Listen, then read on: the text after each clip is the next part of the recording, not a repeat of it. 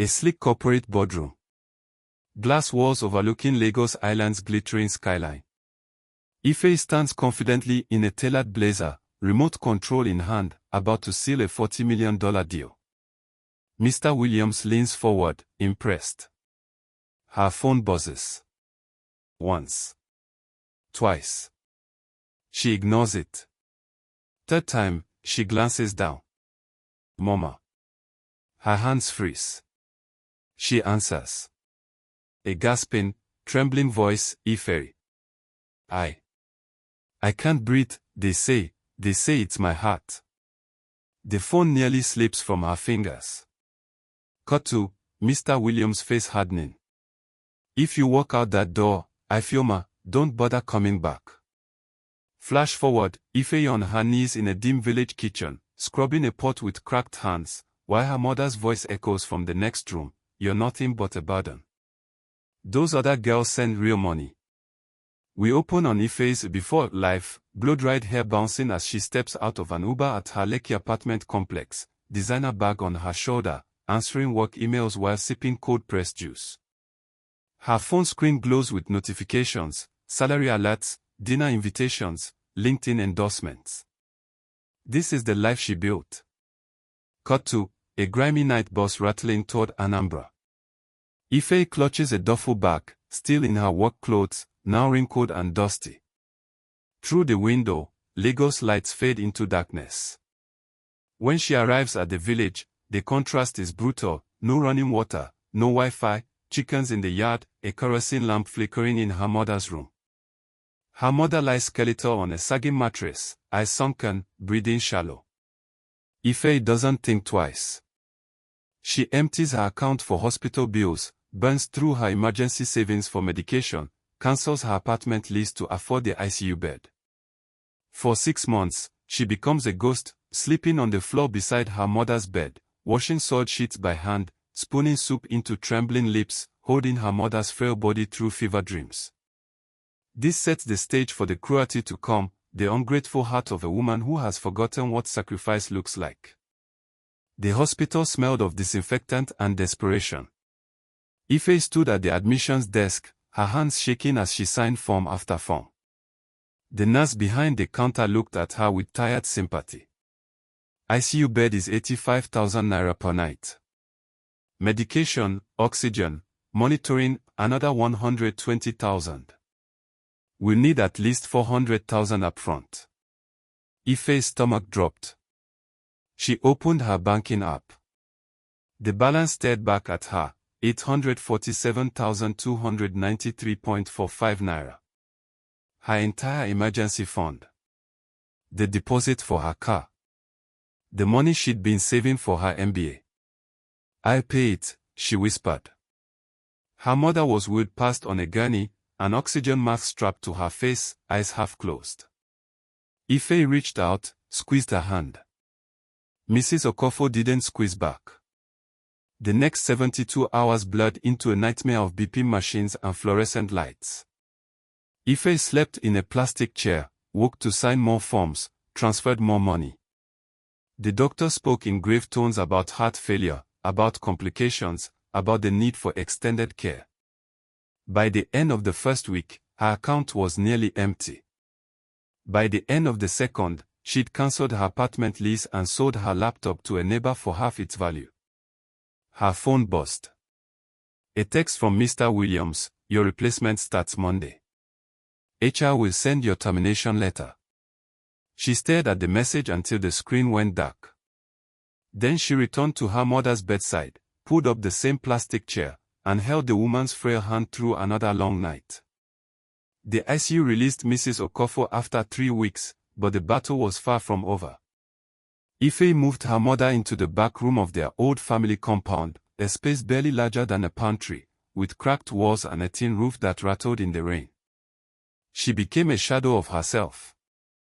Every morning at 5, she woke to boil water for her mother's bath. She crushed medications, mixed them into porridge, coaxed her mother to swallow. She washed soiled sheets by hand in a metal basin, scrubbing until her knuckles bled. At night, she slept on a raffia mat beside her mother's bed, jolting awake at every cough, every labored breath. There were no more work emails. No more dinner invitations. Her friends in Lagos stopped calling after the third unanswered message. Her social media went silent, no point posting pictures of suffering. One night, her mother woke gasping, vomit spilling onto the sheets. Ife scrambled to her feet, cleaned her mother's face, changed the bedding, whispered soothing words until the trembling stopped. Mrs. Okofo looked up at her daughter with hollow eyes. "You're a good girl, Ife," she murmured, her voice barely audible. Ife's throat tightened. She kissed her mother's forehead. "Rest, Mama. I'm here." But even as she said it, she felt the weight of everything she'd lost pressing down on her chest. The career. The apartment. The future she'd worked so hard to build. She told herself it was worth it. She told herself love required sacrifice.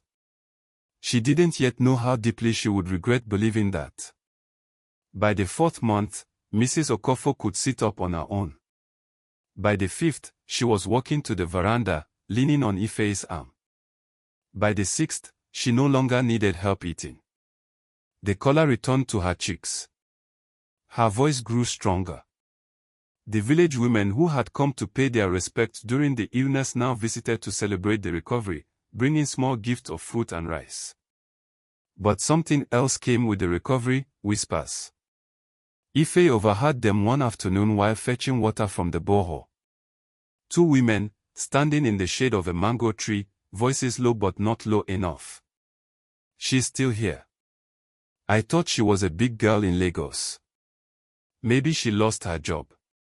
You know these corporate people, one mistake and they sack you. Or maybe she was never as successful as she claimed. Some of these girls just package well on Instagram." Ife's hands tightened around the bucket handle. She wanted to scream at them, to defend herself, to tell them she'd sacrificed everything to save her mother's life. But she said nothing. She carried the water back to the compound, poured it into the clay pot, and returned to the kitchen to prepare her mother's lunch. That evening, Mrs. Okofo sat on the veranda, fanning herself, watching Ife hang laundry on the line. "Ife," she called out, her tone sharper than it used to be. "When are you going back to Lagos?" Ife paused, a wet wrapper dripping in her hands. "When you're fully strong, Mama." Her mother's eyes narrowed. "I'm strong now. Or are you afraid they won't take you back?" The question landed like a slap. Ife forced a smile, turned back to the laundry, and said nothing. But that night, lying on her mat, she finally let herself cry. Mama Mary arrived on a Saturday afternoon in a rented Sienna, honking twice before stepping out in a bright Ankara gown and oversized sunglasses.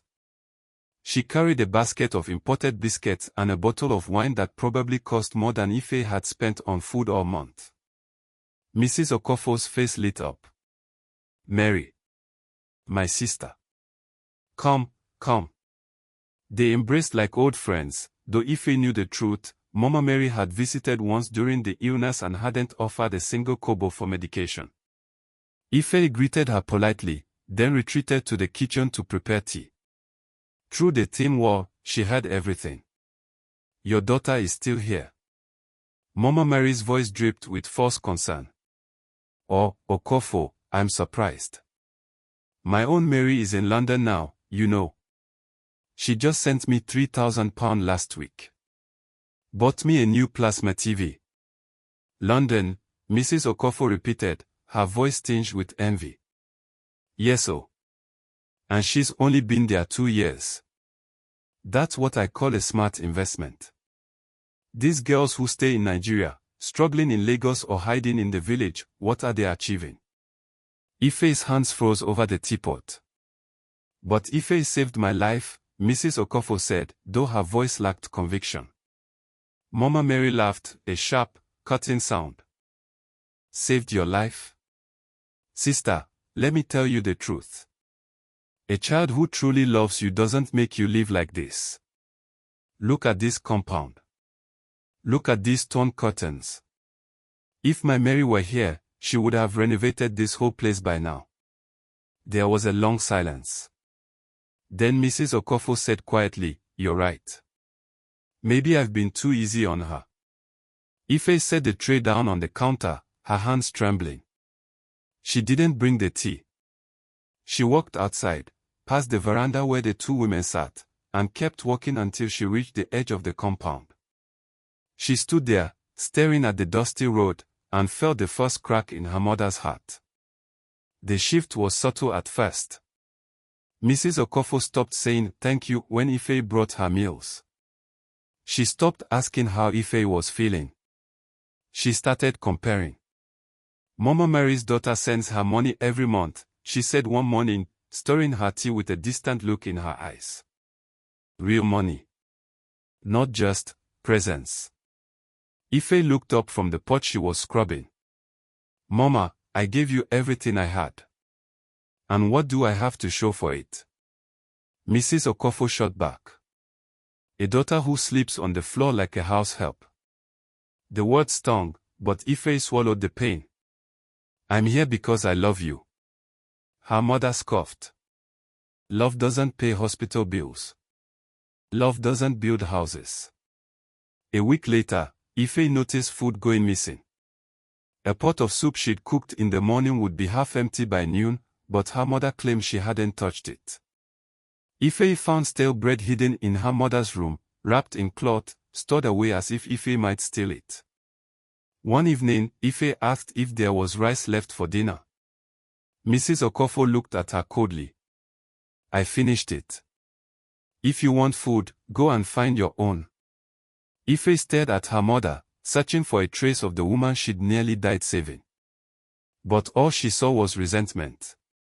Bitterness. Shame disguised as cruelty. That night, Ife lay on her mat, her stomach growling, and realized the truth: her mother didn't see her as a daughter anymore. She saw her as a failure. Sometimes the people you save are the ones who hurt you most. And if you've ever given everything to someone who repaid you with coldness, you know this pain isn't something you just forget. It lives in you, quiet and sharp, long after the wound has closed. Ife went to the market one morning to buy tomatoes with the last 800 naira she had. As she passed a cluster of women selling vegetables, she heard her name. "That's the one," an old woman whispered, loud enough for Ife to hear. "The one who got fired from her job in Lagos." Ife's blood ran cold. She stopped, turned. "Excuse me, Ma. What did you say?" The woman looked embarrassed, but another seller, bolder, spoke up. "Your mother told us. She said you were sacked for being incompetent. That's why you're hiding here in the village." Ife's vision blurred. She stumbled backward, tomatoes forgotten, and walked home in a daze. When she arrived, her mother was sitting on the veranda, peeling oranges. "Mama," Ife said, her voice shaking. "Why did you tell people I was fired?" Mrs. Okofo didn't look up. "Because that's what they were already thinking. Better I control the story than let them call you a witch who came to finish me." "A witch?" Ife's voice cracked. "I left everything to save your life." Her mother finally met her eyes, and what Ife saw there was worse than anger. It was indifference. "You left because you had nothing to stay for," Mrs. Okofo said coldly. "Don't make yourself a hero in a story where you're just unemployed." Ife felt something break inside her. Not her heart, that had been breaking slowly for weeks. This was deeper. This was the death of hope. She turned and walked into the house, sat on the edge of the bed, and stared at the wall. Her mother had rewritten history. In her version, Ife wasn't a sacrificial daughter. She was a failure who had nowhere else to go. And the village believed it. The kitchen was dim, lit only by a single kerosene lamp. Ife stood at the counter, slicing onions for soup, her eyes already red from crying earlier that day. Her mother entered, moving with the ease of someone fully healed, and leaned against the doorframe. "You're still here," Mrs. Okofo said, her voice laced with contempt. Ife didn't respond. You know what Mama Mary told me yesterday, her mother continued. Her daughter just bought her a car. A car, Ife. Meanwhile, I'm eating watery soup in a house with no ceiling fan. Ife's hand stilled on the knife. Mama, I gave you everything. Everything. Mrs. Okofo laughed bitterly. You gave me your presents. Those Lamborghini babes, the ones on Instagram, the ones in London, Dubai, they understand investment. They send money.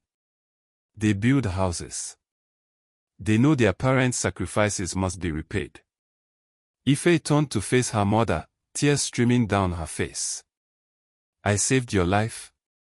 And I gave you life. Mrs. Okofo shouted. I carried you for 9 months. I suffered to train you. And this is how you repay me.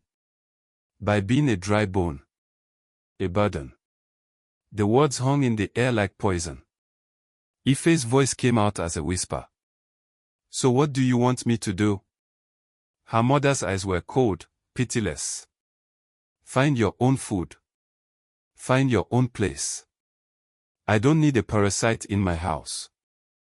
Ife stood there, trembling, the knife still in her hand. For a moment, she imagined what it would feel like to scream, to throw the pot, to demand an apology. But she didn't. She set the knife down, wiped her hands on her wrapper, and walked out of the kitchen. She was done. Ife sat under the mango tree at the edge of the compound, her bag packed with the few things she still owned, 2 wrappers, a faded blouse, a Bible her grandmother had given her. She had nowhere to go. No money. No plan. Her phone buzzed. A message from Amoka, her childhood friend. I heard what happened. I'm coming. 20 minutes later, Amoka arrived on a motorcycle, her face tight with anger. She dismounted, walked straight to Ife, and pulled her into a fierce embrace. She said those things to you? Amoka whispered, her voice shaking. Ife nodded, unable to speak. Amoka pulled back, looked her in the eyes. You're not staying here another night. She reached into her bag and pulled out a small envelope. Inside was 5,000 naira and a clean dress. It's not much, Amoka said. But it'll get you to Onitsha. You can stay with my aunt until you figure things out. Ife stared at the money, her throat tight. I can't take this. You will, Amoka said firmly. Because you deserve better than this. You hear me? Better. For the first time in months, Ife felt seen. Not as a failure. Not as a burden. But as a woman who had loved too much and been broken for it. She took the envelope, nodded, and whispered, "Thank you." Amoka smiled sadly. Go, Ife. And don't look back. The road to Onitsha was long and dusty. Ife walked with her bag slung over her shoulder, the 5,000 naira tucked into her bra. The sun beat down mercilessly, but she kept moving, one foot in front of the other. Halfway to the motor park, she saw him, an old man, shirtless and skeletal, lying by the roadside. His lips were cracked, his breathing shallow. A wooden bowl sat beside him, empty. Ife stopped. She should have kept walking. She had nothing to spare. But something in his eyes, pleading, desperate, held her in place. She knelt beside him, reached into her bra, and pulled out the 5,000 naira. All of it. Take this, she whispered, pressing it into his trembling hand. Buy food. Get help. The old man's eyes widened. He stared at her, then at the money, then back at her. Why? He rasped. Because you need it more than I do. As soon as the words left her mouth, the air around them shifted. The old man sat up, no longer frail, but radiant. His eyes gleamed like fire. Ifioma, he said, his voice deep and resonant. Daughter of sacrifice. Your mother and her friends worship the god of Lamborghinis, but you have honored the God of heaven. Ife stumbled backward, her heart pounding. The man stood, and the money in his hand multiplied, crisp bills falling like leaves, more than she'd given, more than she'd ever seen. The traps they set for you will consume them, he said. And the wealth they boast of is cursed. But you will rise to a height they cannot touch. He placed the money in her hands, and before she could speak, he was gone. Ife stood alone on the road, clutching a miracle, and for the first time in months, she believed in tomorrow. 2 years later, Ife stood in a glass office on the 40th floor of a tower in Victoria Island. She was the director of strategy for one of West Africa's largest investment firms, a position she'd earned through grit, grace, and the divine favor that had never left her since that day on the road. Her phone buzzed. A message from Amoka. You need to see this. Attached was a news article, prominent London-based businesswoman arrested for fraud. The photo showed Mama Mary's daughter, handcuffed, being led into a police van. The caption explained she'd been running a Ponzi scheme, scamming elderly Nigerians out of millions. Ife scrolled further. Another article, ritual killings linked to influencer ring in Lagos. 3 women, Lamborghini babes, had been arrested. Their wealth, it turned out, had come from blood money. Ife closed the browser and looked out at the Lagos skyline, her heart heavy but her conscience clear. Her phone rang. Her mother's number. She stared at it for a long moment, then let it go to voicemail. Later, she listened to the message. Ife. Her mother's voice was small, broken. I was wrong. I was so wrong. Please forgive me. Ife deleted the message. Some wounds heal. Some don't. But she had learned this: you cannot pour from an empty cup, and you cannot save people who are determined to drown you. She turned back to her desk, opened her laptop, and got back to work. The daughter they called a failure had become the woman they could never break. And that, in the end, was her victory.